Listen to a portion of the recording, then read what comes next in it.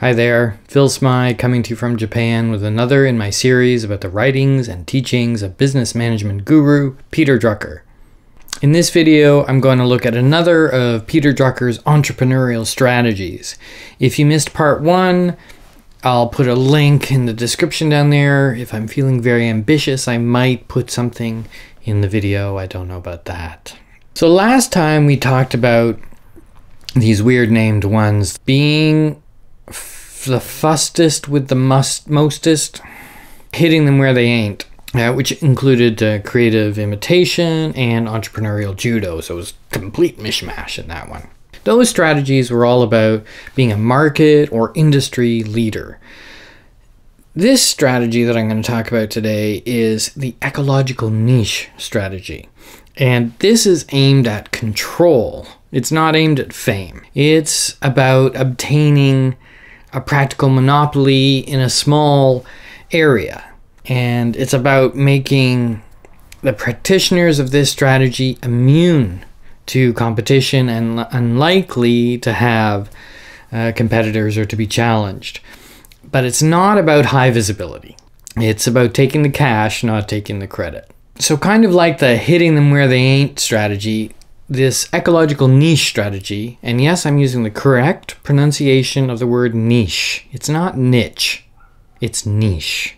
Look it up. In the ecological niche strategy, we have some kind of sub-strategies here, and that's what we're going to look at right now. The Tollgate Strategy. Has anybody got a dime? I don't have a dime. Somebody's got to go back and get a shitload of dimes. So this is all about creating a product that's essential to a process. Drucker's example for this was Alcon, who had this enzyme cream that they used when people used when having cataract surgery. So the risk of not using this product was huge. You could perhaps get an infection or something and you would lose an eye. So the cost of it was relatively low based on that returned value. But the market is very small in terms of medical market, of course. So it's not going to be worth at the time for another company to come in. The cost is a very essential part of it here. But that's really the downside. It's a static position. You go in, you occupy this niche, and that's that. You sit there. Welcome to Thumb Twiddling Episode 1. And because you're adding value to an existing process, like this case, cataract surgery, but I mean, you can talk about other things, like if you have a widget that goes on to the installation of cables, you're on something that's dependent on an existing process. So you don't have any control over the growth of this business. You are dependent on the continued use of that process. If the process goes away or the need for that process goes away, then your business goes away. A lot of us, of course, are not going to make a medical product, but, you might see something that's going on in your workplace, a process that happens a lot that could be improved on with some special product. But when you're doing this, you have to be very careful about pricing, because even though you can go in and kind of get a monopoly, as you grow, if you try and milk it and make a lot of money, that opens up a space there for people either to say, well, screw it, we don't really need that thing, we did it without it before, or somebody's going to come in and undercut you. So that's another risk to that one. So let's move on to the second sub-strategy of the ecological niche strategy, and that is the specialist skill strategy. The only thing I understand anymore is revenge. You'll only get one of them. That's why I need you. Her only hope is a man known as the specialist. This is all about obtaining a high skill at something at a very early time in the life cycle of that thing. Timing is critical. Drucker uses a really cool example in this guy called Carl Baedeker. Now, Baedeker basically invented the concept of the tour guidebook.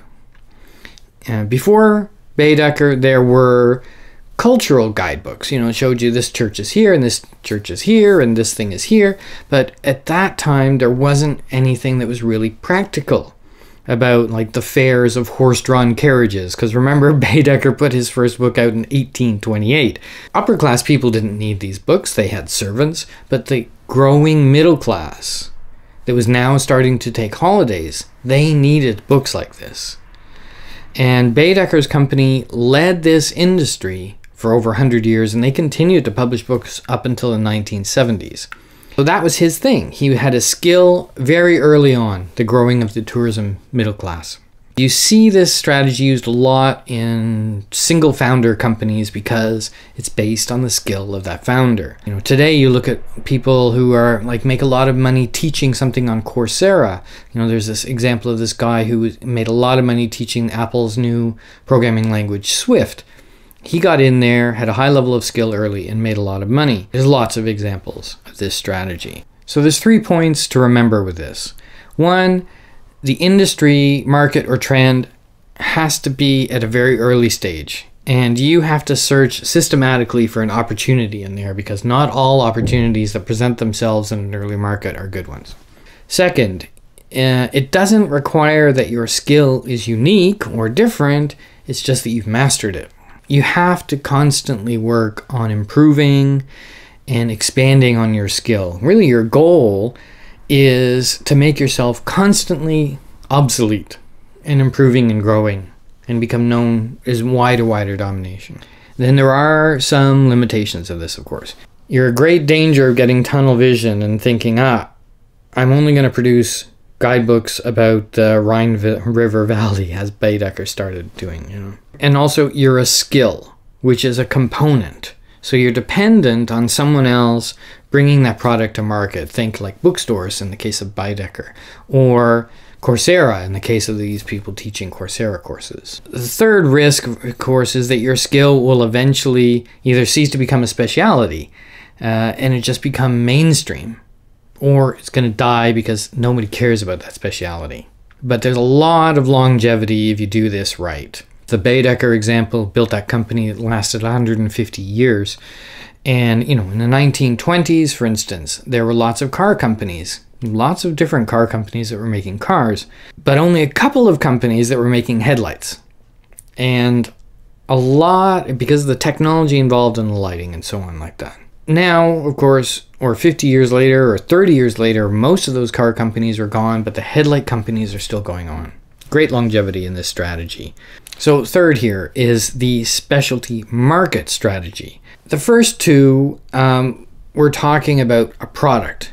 This 3rd one is talking about markets. So it's kind of the flip side. In this one, you take a new product or some kind of new development and you ask the question, what opportunities are there in this that could give me a unique niche? So it's not built on engineering, it's built on market research. This thing, this widget, whatever, might be available to a lot of people, but your marketing is to take the skill and open it up. The requirements are kind of the same as the other ones, you know, a systematic analysis of a new trend or an industry or a market, and some kind of specific innovation, even if it's only a minor twist.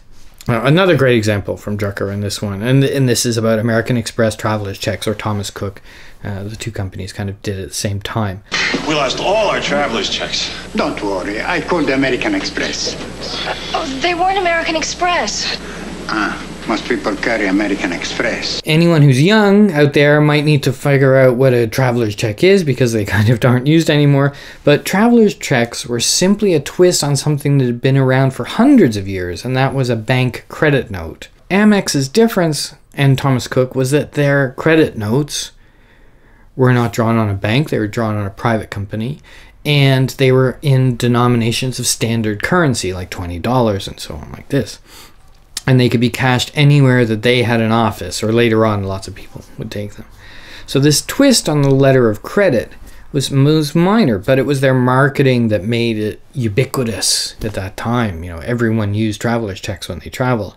But it's also a perfect example of the risk involved, because when your market stops being a specialty market, you're going to have lots of competitors flood in. Another great example is that I couldn't not talk about is Drucker's example of the cosmetics beauty products company Coty. One of the wildest species ever to stalk this planet was the human animal. Wild and cunning enough to discover the essence of animal attraction, a scent that turned fear into fascination. Now Cody has bottled this primal essence. Wild musk oil for her, Cody musk alone for him. Cody single-handedly created the modern perfume and, to a lesser extent, beauty products industry. Around the time of World War I, there was a change in the way people thought about cosmetics. And before World War I, cosmetics were really only used by professional women, if you know what I mean.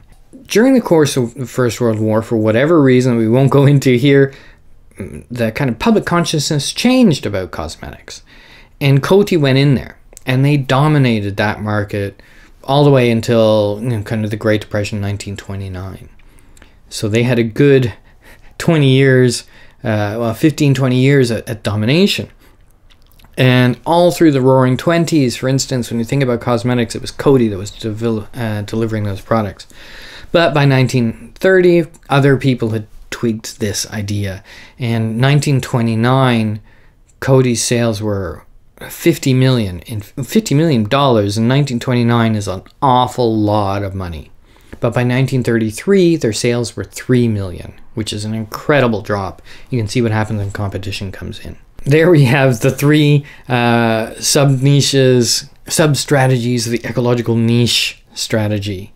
I think, again, this is really fascinating stuff. You can really see the application of this in the modern world. I think the more you know about these business things, these historical things, the more you can see how it applies to your business and your sector. At least that's the way I feel about it. So I hope you get the same kind of inspiration. There's one more strategy to talk about, which is the economic one, and we're going to talk about that in the next video. So please subscribe, stick around. Lots more exciting, I think, talks about how to be an entrepreneur. Thanks.